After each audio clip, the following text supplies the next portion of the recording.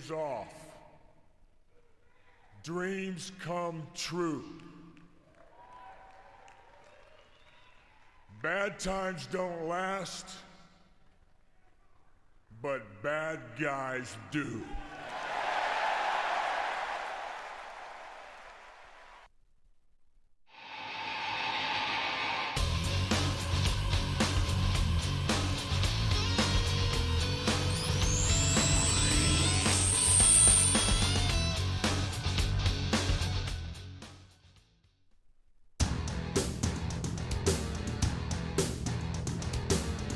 What's up, everybody? It is Broken Havoc here, right here on the Broken Havoc podcast, here to review Monday Night Raw from March 14th, 2022. Overall thoughts on this show, really, to be quite honest with you, this whole show was built around one thing and one thing only. Is Cody Rhodes going to show up on this show? I'm going to give you an answer for you. No, the answer was no. We did not get Cody Rhodes on this week's Raw, but most likely, Cody Rhodes will show up in the next couple of weeks. That is the rumor right now. I will give you guys my thoughts on what I felt at first after the end of this show, after the main event of Seth Rollins and Kevin Owens. But before I get on with the Raw review, make sure to like and subscribe to the Broken Havoc podcast right here on YouTube, in which we discuss everything in and outside of the squared circle. Make sure to like and subscribe for more content, and, as the frickin' referee would say, ring that damn bell for more notifications. All right, so before I get on with the Raw review, I just want to send my deepest thoughts and prayers to the family of Scott Hall, who unfortunately passed away a couple of days ago. Scott Hall, the wrestling business lost a big one. Really, Scott Hall was really, in my opinion, one of the biggest stars in wrestling, and really transcended. One of the people that really transcended wrestling into the modern era with the whole NWO storyline and stuff. Of course, he was the first member to appear on Nitro, of course, that famous night on May of 1996, where he cut that infamous promo of "You want a war, you're gonna get one," and all that stuff. Razor Ramon, of course, that was his name in the WWF, and of course, he's most famous for his really amazing ladder match with Shawn Michaels at WrestleMania 10 for the Intercontinental Championship inside Madison Square Garden. Of course, that was where he won the undisputed Intercontinental Champion. Scott Hall, his problems, he dealt with a lot of issues in his personal life, but what is great about Scott Hall is, we can say that in the last few years of his life, he was able to, come back and really, reignite himself and, really, how do I say it, become sober and, not fall into those problems and addiction problems that he has had for the past couple of years. And he really got much better in the last few years of his life, so that is great to see. But unfortunately, Scott Hall has passed away. My deepest thoughts and prayers are with the family of Scott Hall. This is a really terrible time, for them. Not only that, for the entire wrestling industry, in my opinion. This is a devastating loss, and rest in peace, Scott Hall, a.k.a. the bad guy, Razor Ramon. All right, so we're going to be talking about Raw, and speaking of Scott Hall, there's actually a lot of Scott Hall references in this throughout this entire show, which I really enjoyed, by the way. Of course, Kevin Owens kicks off Raw. He starts his promo with, "Hey, yo," which was Scott Hall's famous opening line every time he cut a promo on WCW, or after when he came back to the WWE back in 2002 alongside the NWO. He says that they're looking right now for the most hairiest Canadian camper in the world. It's official. He is going to WrestleMania. Then he says, as far as he's concerned, he is going to be the main event on Saturday because his guest is going to be the greatest of all time, Stone Cold Steve Austin. For a minute, he thought all hope was lost, but he used his Canadian intellect and he challenged the embodiment of Texas himself. He knew Stone Cold would accept his challenge, but now the entire world, including the USA, gets to witness the most stupendous KO show in WrestleMania history. Then it says that KO then says that, he's going to open up a nice can of Canadian beer, and no one will be saying hell yeah. Everyone will say hell no when he takes out Stone Cold Steve Austin. And then, after that, really, Kevin Owens just goes rampant on his promo. on Steve Austin. He just continues to talk crap of him on Steve Austin. But overall, my thoughts on this opening segment, I enjoyed it for what it was. I really enjoyed it. Of course, really, Kevin Owens is going to be coming back for 2 segments because he is going to have a segment with Seth Rollins.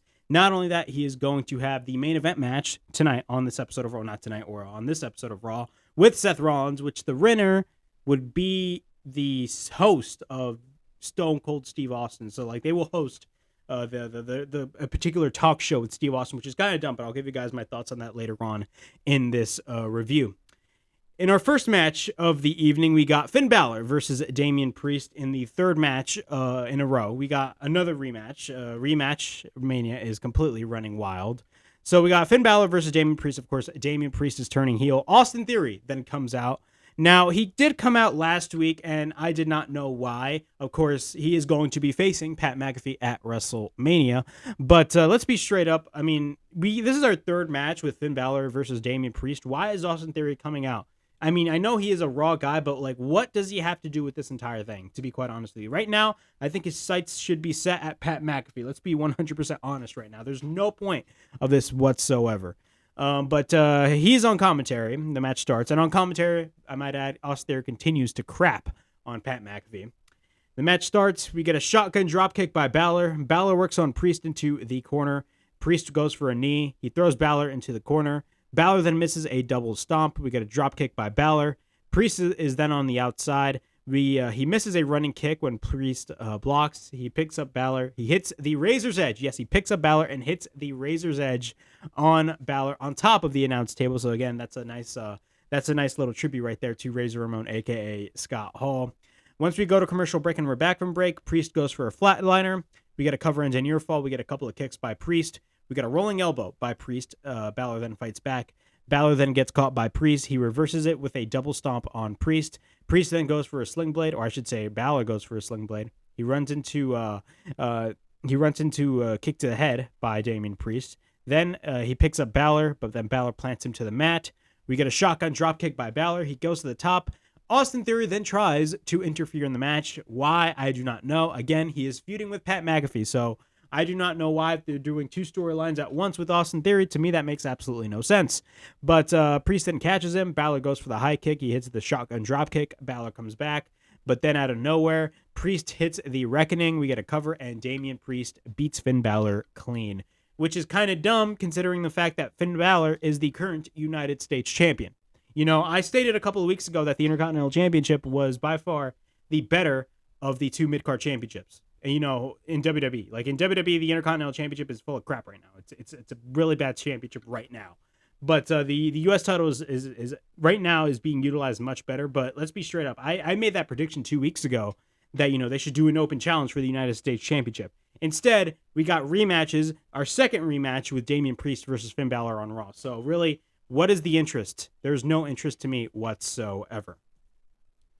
We get a backstage interview with Seth Rollins. He's asked about not being at WrestleMania. I swear to God, these interviewers do not they do not know how to ask really good questions. I'm sorry. Like these interviewers really ask the most stupidest questions of all time. Like seriously. He does not respond. And it's not their fault, by the way. It's not their fault.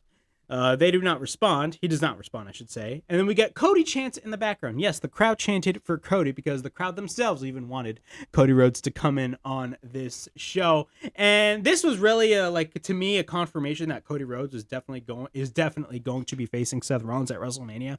The reason why I say that is because of the fact that if Cody Rhodes was like really popular right now in AEW, like if he was like really over in AEW, now granted he started to get those boos, but could you imagine if he was like really over in AEW and he was the current world champion, that he was so popular among the wrestling world that, you know, the fans in the WWE crowd would chant Cody and then WWE themselves in typical WWE fashion would censor those chants? I mean, it happened before, you know, they would always censor those CM Punk chants. Why didn't they censor the Cody chants? So it's pretty obvious that Cody Rhodes is definitely going to be coming in. All right. We get Omos versus Commander Aziz in a match nobody gives a crap about. Both face off. Both lock up. We get a knee by Aziz. We get a shoulder tackle by Omos, sending Aziz to the outside. Aziz then comes back, and then Omos takes him out again. He gains control, that being Commander Aziz. We get a couple of right hands by Aziz. We get a splash in the corner. Then he tries to suplex Omos, but then Omos reverses it and then plants him down to the mat. We get a cover by Omos, and he wins the match. And then all of a sudden, Apollo Crews comes in, and then he takes Crews, and then he slams the hell out of Apollo Crews. What are my thoughts on this? They're building Omos like a crazy-ass monster. Do I care? No. But that is just me. But, do I think he's going to be a big star? I honestly do not think so. I mean, they're really trying so hard with Omos, but let's be straight up. I don't know. I feel like it's just not working, to be quite honest. To me, it's just not working. I don't know what is it, but to me, it's just... I'm not invested in it. I just do not care about it. That's just the problem. We get a backstage interview again with Seth Rollins, so they're really going crazy with all the Seth Rollins stuff. Kevin Owens comes in and says that he can still be at WrestleMania, and he tells him to think outside the box. Of course, he gives him the Scott Hall quote that he stated at the Hall of Fame about, hard times don't last and all that stuff, which is great to see. I love the fact that Kevin Owens stated that when he was talking to Seth Rollins. Again, throughout this entire show, there was a lot of tribute to Scott Hall, and Scott Hall again. This was a really big loss in wrestling. But back to the segments. He says that he could still be at WrestleMania. He really motivates Seth Rollins in this promo, and he tells him that tough guys don't last, but bad guys do. Of course, that's what Scott Hall stated in his Hall of Fame speech. And then Rollins smiles and then just starts laughing, and he says that he has an idea. At this point, I got excited. At this point, I got extremely excited, and I was like, oh, it's Cody Rhodes. It's Cody Rhodes. It's Cody Rhodes. Because, come on. As much as I would love Cody Rhodes to go back to AEW, let's be straight up, I wouldn't be angry at all that Cody Rhodes would go back to the WWE. In fact, I'm actually excited, to be quite honest with you. I think a lot of people are excited about Cody Rhodes. One of the main reasons why people watched this show is because of the fact that they wanted to see Cody Rhodes show up. That was one of the main reasons as to why people were watching the show. That's the only reason. But we get Liv Morgan versus Zelina Vega, one half, Zelina Vega being one half of the WWE Women's Tag Team Championships, a set of championships that have absolutely no meaning whatsoever, and that is just the cold hard fact because of the fact that there are no actual real women's tag teams. They're a bunch of makeshift tag teams. All right, the match starts. Zelina is in control. She applies the submission on Liv Morgan. She takes Liv to the corner. We get a running knee by Vega. We get a cover end and near fall. We get a sunset flip by Liv Morgan. We get a near fall. Both wrestlers, both females, try to go for roll-up attempts, but then they proceed to roll around the ring. We get a roll-up by Liv and a near fall, and then we get a roll-up in reverse and another near fall. We get a couple of kicks by Liv. We get a drop kick. Carmella's on the top of the apron for the distraction. And then Vega out of nowhere hits the powerbomb. Rhea then chases Carmella. But then Carmella jumps on Corey Graves, which was hilarious. And then Liv flattens Vega face first to the mat. We get a cover, and Liv Morgan wins the match. Overall thoughts on this match? This was a short match, but really, can you care? I mean, I just did not care about this match whatsoever. Really, the amount of matches that are on Raw, really, most of the matches that you see on Raw, some of them can be good, but at the same time, some of them make absolutely no sense. And this is a situation in which wins and losses do not matter on the show. Why do you think I praise AEW so much? Is because of the fact that wins and losses matter. Wins and losses matter. There are win-loss records with each particular wrestler, and it makes total sense in whatever scenario that they are put in my opinion. Sometimes it can be questionable, but most of the time it makes sense. All right. Now, right after Liv Morgan celebrates with Rhea Ripley, or I should say during their celebration, Seth Rollins immediately comes out. So he cuts a promo, and he says he has a plan to get himself to WrestleMania. He thought that all hope was lost after they lost their match last week. And he says Kevin Owens reminded him of who he is. He puts himself over, calling himself the Visionary, the Revolutionary, the Seth frickin' Rollins, which I love when he says that. I'm not going to lie. I love the current work that Seth Rollins is doing. I think Seth Rollins, I remember when he turned heel back in 2019 and they teamed him, the WWE teamed him up with the Authors of Pain. It was kind of a failure. And he had that feud throughout 2020 with Rey Mysterio. But he had a really good match with Dominic at SummerSlam 2 years ago. But I'm going to be straight up. This whole, I don't want to say psychopath, character of Seth Rollins, but, this whole character of Seth Rollins, this current character, I should say, of Seth Rollins, I'm really enjoying. But he calls him all those names, and he calls out Kevin Owens to celebrate. Kevin Owens then comes out, and he talks about the talk show that he's going to have with Steve Austin. Rollins then states, what if he had a talk show? He can bring back the Rollins Report. Y'all remember the Rollins Report? That was hilarious. So he says what if he brings back the Rollins report and he can, what if his guest was Stone Cold Steve Austin? Then Kevin Owens says Austin is his guest. KO then proceeds to question what Seth Rollins is proposing. Seth proposes a match between the two for whoever wins the match will host the talk show with Steve Austin. Both proceed to argue, and then what happens? Sonya Deville comes out and says that she likes the idea of Seth Rollins, and tonight it will be Kevin Owens versus Seth Rollins. The winner will have the talk show with Stone Cold Steve Austin. I don't want to be that type of person. The match was great between Kevin Owens and Seth Rollins, but I'm not going to lie. It's kind of a stupid stipulation. I mean, like, really, the match is whoever wins the match would be the host of the talk show with Steve Austin. I mean, that makes absolutely no sense in my opinion. We all know Seth Rollins is going to be, he's going to, wrestle Cody Rhodes most likely. Not only that, every single person, we're like, waiting until the end of the show. Like, what? I'm waiting until the final hour, until the main event to see if Cody Rhodes comes out. And to be quite honest with you, everybody expected Seth Rollins to lose. It makes total sense for Seth Rollins to lose. And next week, I think there's going to be a lot of interesting things happening on Raw when it comes to Seth Rollins, but we'll have to wait and see.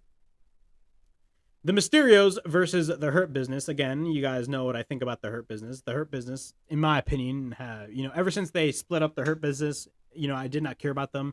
And then when they brought them back together, it made absolutely no sense. And then like a week later, after they brought them back, they put the Hurt Business in chasing for the 24/7 championship. Really, the Hurt Business, to me, I don't care about them. But The Miz and Logan Paul come out, and they're on commentary. Dominic goes after Shelton Benjamin. We get a Hurricane Rana by Dominic. He takes Shelton to the middle rope. Dominic goes, I don't even know what I really put there. I completely messed up my notes. But we get a clothesline by Cedric. We get a cover and a near fall. We get a waist lock by Cedric. Cedric then goes for the knees. Then Dominic out of nowhere hits the neck breaker. Ray then makes the tag. Then we get a Hurricane Rana by Ray. He gets caught into a moonsault, but then later hits a tornado DDT on Cedric Alexander. We get a cover by Ray into near fall when Shelton Benjamin interferes. He takes Shelton Benjamin to the middle rope, but runs onto Cedric, but sends him to the middle rope. They go for a double 619 onto the Hurt Business, or I should say onto Cedric. Then we get a frog splash by Dominic. We get a cover, and the Mysterios win the match. And then after that, Miz and Logan attack Ray and Dominic, and then they want to go for the skull-crushing finale, but then Miz gets sent to the outside. Logan then is surrounded by Ray and Dominic, and then gets sent to the middle rope for the 619, but then the Miz instantly, in typical Miz and heel fashion, saves Logan Paul. Overall thoughts on the match. Again, it was a short match, a match that I really just did not care about. Really, the only reason why they booked this match was really to further build the feud with Logan Paul, The Miz, and the Mysterios. Of course, they're going to be wrestling at WrestleMania. But, I mean, am I excited for Logan Paul to be wrestling? No, I just do not care at all. Really, there are 3 celebrity matches that are on the WrestleMania card. You got Pat McAfee, which I don't want to say he's a celebrity because of the fact that, he is on the SmackDown commentary team, so that is justified. But you have Johnny Knoxville wrestling Sami Zayn, which originally was supposed to be for the Intercontinental Championship, but thankfully that was not going to be the case. They better book a ladder match with Ricochet for the IC Championship. They just have to do that. But, they have Johnny Knoxville wrestling against Sami Zayn, and they have guys like Logan Paul teaming up with The Miz, taking on the Mysterios. I mean, like, really, that's 3 celebrity matches right there. Pat McAfee, which is justified, by the way, because I enjoy what Pat McAfee does. But they got Pat McAfee, Johnny Knoxville, and Logan Paul.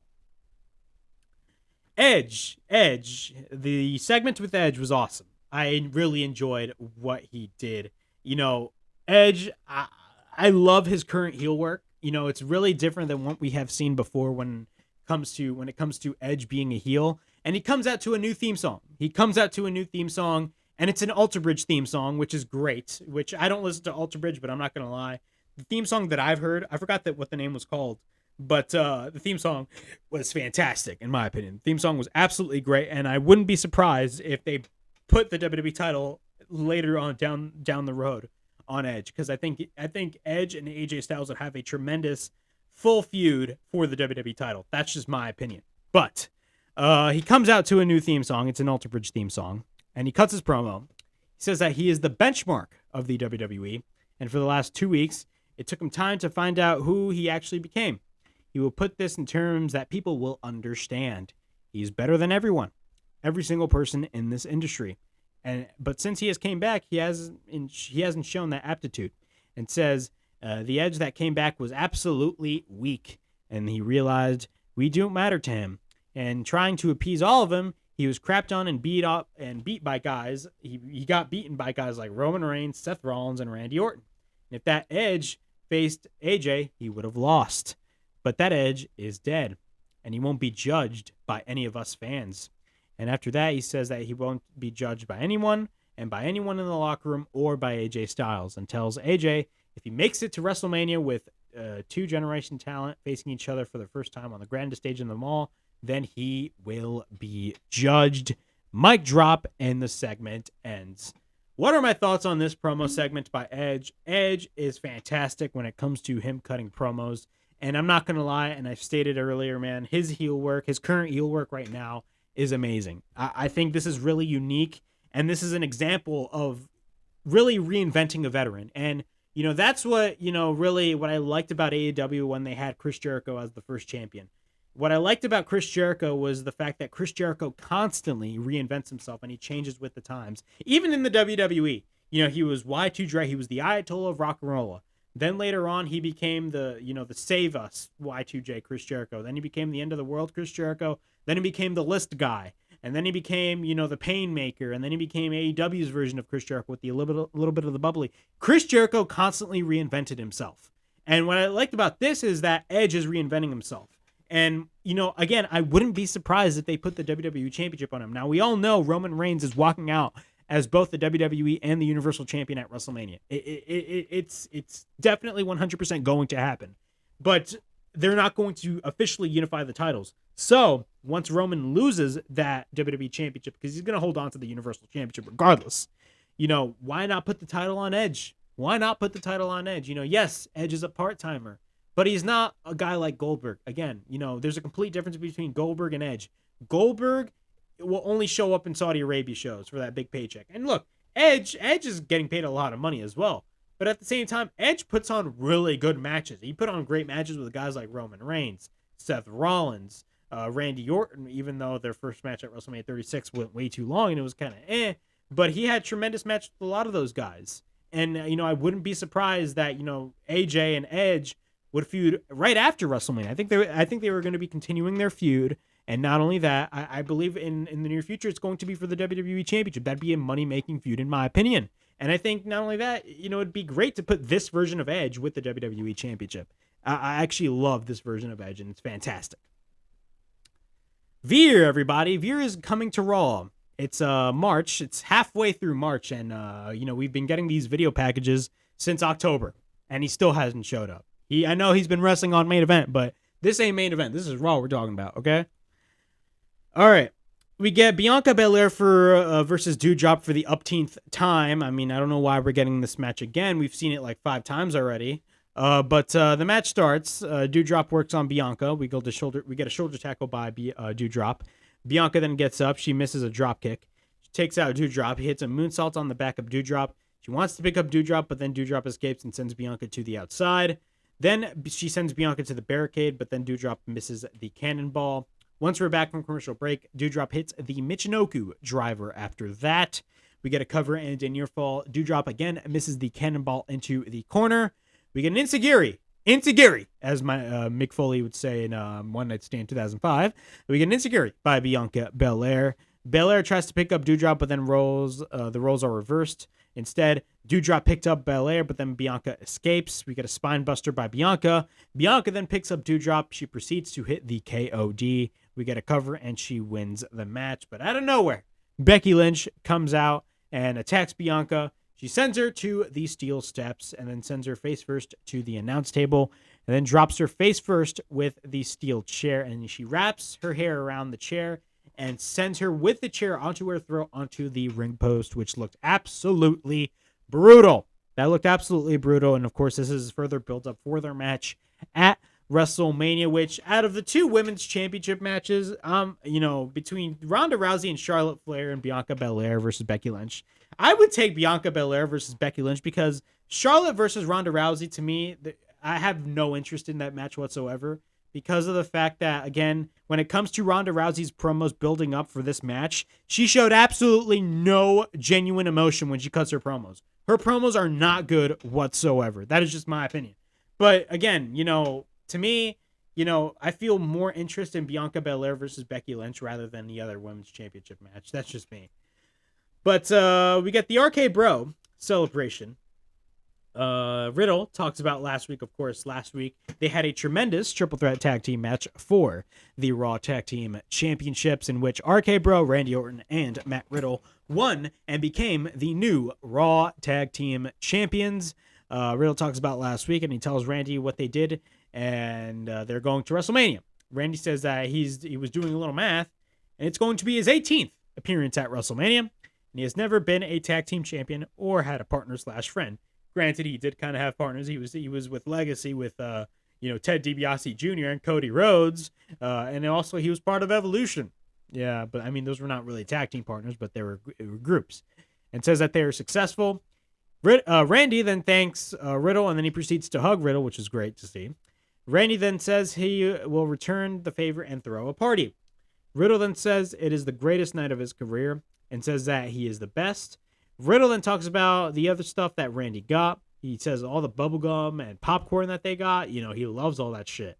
And then the Street Profits come out and says that they came out to congratulate RK Bro, but then they said that they were not here to party. They're here for business. And they challenged them for the Raw Tag Team Championships at WrestleMania. Randy says, thanks for coming, but the answer is no. Ford then says that they weren't asking for opportunities. They are telling them that they are going to be facing them at WrestleMania. Randy then tells them to turn around and leave, or he will make them leave. And then Riddle talks to Randy. Of course, Randy does not want to defend the championships, but Riddle is just talking to Randy, and Randy says that they accept. Ford then disrespects Randy after that, which would lead to a match between Riddle and Montez Ford once we come back to the commercial break. Overall thoughts on this segment. One thing I will say about RKO is I am loving RK Bro. I'm loving RK Bro. I think they're one of the highlights in my opinion of Raw. And, I felt like Raw as a show has gotten a little bit better. Granted, it still has a lot of the flaws that SmackDown has, but SmackDown just sucks. SmackDown is a crappy ass show. It sucks balls. But, RK Bro, I remember there were rumors of them wanting to break up Randy Orton and Riddle. And I think right now that'd be a really stupid decision because of the fact that Randy Orton and Matt Riddle are just so over right now. And I think they should keep that going on in the near future, maybe for like the next few months, maybe until the summer or maybe to the fall, keep it until, because I'm loving the work of RK Bro, and RK Bro really should stay as is because RK Bro is just amazing. All right. We get Riddle versus Montez Ford, which was a great match, but sadly ended in a freaking DQ, which pissed me off. We both lock up. We get a stomp by Ford. We get a side headlock, and we get a shoulder tackle by Montez Ford. Ford then goes for a standing moonsault, but then gets caught in a triangle submission by Riddle. We get a roll-up by Ford and a near fall. Ford is in control. We get a gut wrench suplex by Riddle. He goes for a second gut wrench after that. We get a cover by Riddle and a near fall. We get a couple of kicks in the corner by Riddle. He hits a fisherman suplex by Riddle. We get a cover and an immediate 1 count after that. We get a cover again and a near fall. Riddle then goes for another gut wrench suplex, but then Ford escapes with a roll up. Then Ford out of nowhere hits the drop kick, and then he sends Riddle to the outside. He goes to the top and then gets caught to the outside by Riddle. Riddle then misses a German, but then suplexes Ford, but Ford escapes. Then after that, he hits a clothesline from the steel steps on Riddle onto the outside. Once we're back from commercial break, both fight it out. Riddle then goes for a sunset flip after that, but Ford hits a drop kick. We get a standing frog splash. Yes, that was a standing frog splash, which looked beautiful, by the way. And I will say that I said this before, and I'll say it again. The way Montez Ford wrestles is very unique, and I love the way that Montez Ford wrestles. Again, Montez Ford is going to be a main event star. Mark my words, he's going to. He misses, after that he hits a standing frog splash. He goes to the top. He misses a frog splash again. Then we get a kick by Riddle. Riddle is in control. Riddle then goes for a power slam. Nice little nod to Randy Orton right there. He takes Ford to the middle rope. He hits the DDT. Ford then blocks the DDT and hits a beautiful enziguri. And when I mean a beautiful enziguri, I mean a beautiful enziguri. Again, it supports my claim of him wrestling really well. His style of wrestling is fantastic. But Riddle counters back, I should say, into the RKO. But then Otis, out of nowhere, attacks Randy and then Dawkins to the outside. He proceeds to attack Riddle and then causing a DQ. Chad Gable is also there as well. So Alpha Academy stand tall, and that is that. I assume there's going to be a triple threat tag team match for the Raw Tag Team Championships with RK Bro, the Street Profits, and Alpha Academy. I see that being the case. Although I would love for a one-on-one tag team match between Randy Orton and RK Bro and the Street Profits. I do not have a problem with the Alpha Academy. I'm not gonna lie, the Alpha Academy have been really entertaining in my opinion. Thank you. We get a video package of Scott Hall, which, by the way, rest in peace again, Scott Hall. A really good video package, by the way. Fantastic video package on Scott Hall, and aka Razor Ramon. We get Seth Rollins versus Kevin Owens. We get a video package. So this is the thing about this match, man. So the match with Seth Rollins and Kevin Owens was great, but the match started way too late, man. Like, there was a video package there. Seth Rollins has an interview before the match. They're talking before the match even starts. They talk about, Bianca Belair versus Doudrop, and I'm like, who the hell cares? Get straight to the match. But overall, the match was great, and I'm going to give you guys my thoughts on what I think is going to be happening at WrestleMania, and my immediate thoughts on what I thought of after the show ended. So both are arguing like 2 5-year-olds. Then the fans are singing Seth Rollins' theme, which is really catchy, by the way. We get a roll-up by Rollins. We get a 1 count. KO then tries to go for the stunner, but then Rollins counters out. Rollins then goes after KO. We get a couple of rights and lefts by Rollins. Kevin Owens then goes for a couple of chops. Then we get a couple of right hands, and then Rollins goes for the knee. Then we get a couple of chops again by Rollins. This time by Rollins, I should say. Kevin Owens with the repeated rights. Kevin Owens with a kick. We get a right hand by Rollins. Then we get a kick to the back of Kevin Owens. Rollins then drops the knee on Kevin Owens. So we get a cover into near fall. Kevin Owens is on the outside. He drops Rollins onto the ring apron and drives him to the barricade. Kevin Owens then works on Rollins' knee. Then we get repeated rights by Kevin Owens. He drives the knee of Rollins to the apron. He tries to powerbomb Rollins, but then Rollins backdrops Kevin Owens onto the apron instead. Rollins then goes for a suicide dive, but then gets caught by Kevin Owens and hits a fallaway slam on Rollins onto the barricade. Then he sends, we get a senton onto the floor. Once we're back from commercial break, we get a boot by Kevin Owens. We get a tornado DDT by KO. We get a second DDT by KO. We get a cover and a near fall. Kevin Owens then goes for the cannonball. We get a cover and another near fall after that. Both proceed to exchange shots. We get a kick to the knee of Rollins, and then he misses the pump-up powerbomb. Rollins then sends Kevin Owens face first to the corner. We get a couple of rights and chops by Rollins. Rollins after that hits the sling blade after that. Then Rollins goes on top of the apron. Then we get a springboard knee by Rollins. He sends Kevin Owens to the outside. Then he tries to go for the suicide dive again, but actually succeeds. So he successfully hits the suicide dive. Then he takes Kevin Owens back in the ring, but then Kevin Owens escapes. Rollins then goes for a second suicide dive and succeeds. Kevin Owens again enters the ring. We get a super kick by Rollins. He goes to the top. He hits the frog splash. We get a cover and a near fall. Rollins then goes for a couple of slaps on Kevin Owens. Then he takes Kevin Owens to the top. Then he wants to superplex Kevin Owens, but then Kevin Owens takes him down. Owens then counters again and hits a reverse superplex on Rollins. And yes, it was a reversed superplex because the way he hit it was really, really weird. It was not a normal superplex. It was definitely a reversed superplex. But we get a cover and a near fall. Kevin Owens then goes to the top. He hits a senton, but then Rollins gets the knees up. Rollins then counters the stunner. We get a roll-up by Rollins. We get a near fall. Rollins then argues with the ref. Rollins then tries to go for the curb stomp, but then Kevin Owens escapes, and he counters into the stunner. We get a cover by Kevin Owens. 1, 2, 3. Kevin Owens wins the main event, and Kevin Owens will continue on, and he will go on to WrestleMania to be the host of the Kevin Owens Show with the guest of Stone Cold Steve Austin. Overall thoughts on this match, it was pretty obvious that Seth Rollins is going to be losing this match. What they're going to be doing with Seth Rollins is most likely it's going to be him wrestling Cody Rhodes at WrestleMania. It makes total sense.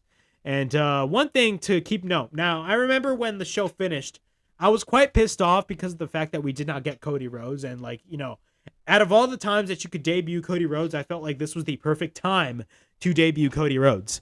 But I'm going to be honest with you right now. Maybe WWE is going somewhere. I was giving some thought right here. I mean, if I was WWE, I would debut Cody Rhodes in Jacksonville. But at the same time, I don't think Cody Rhodes would like that himself. I think that that would be a big FU to Tony Khan.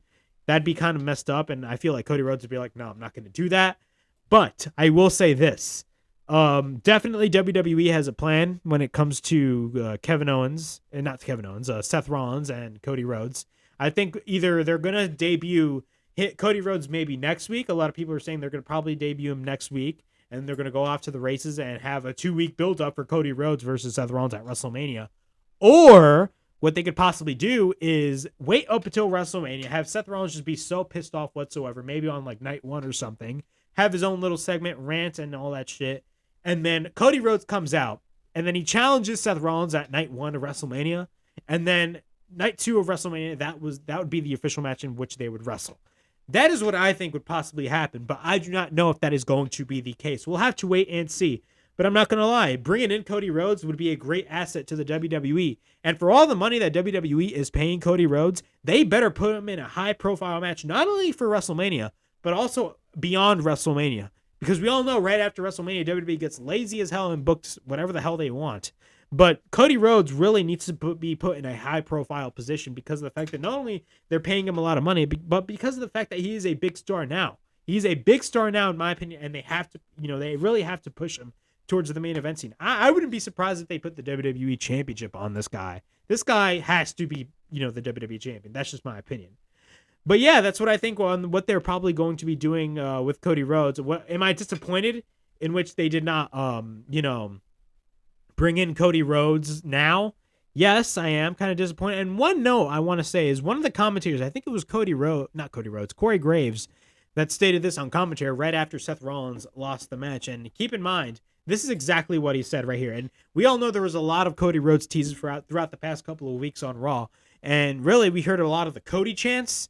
We heard Cody chants on this show, and WWE did not mute those chants. They kept it as is. So it's pretty much guaranteed that Cody Rhodes is going to show up.